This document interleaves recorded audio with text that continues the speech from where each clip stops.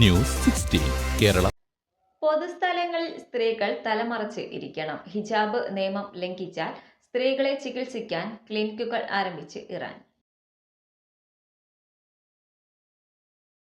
പൊതുസ്ഥലങ്ങളിൽ സ്ത്രീകൾ തലമറയ്ക്കണമെന്ന നിർദ്ദേശം കർശനമായി നടപ്പിലാക്കാനൊരുങ്ങി ഇറാൻ.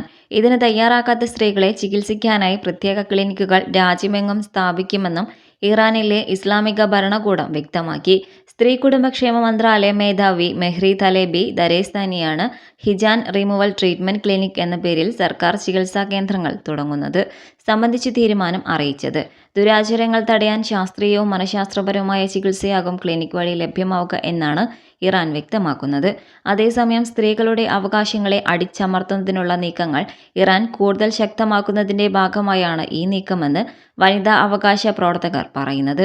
ചികിത്സയ്ക്കല്ല ഹിജാബ് ധരിക്കാത്ത സ്ത്രീകളെ ജയിലിടാനുള്ള കേന്ദ്രമായാകും ഇത് പ്രവർത്തിക്കുക എന്നും ഇവർ പറയുന്നു. News 16 news desk.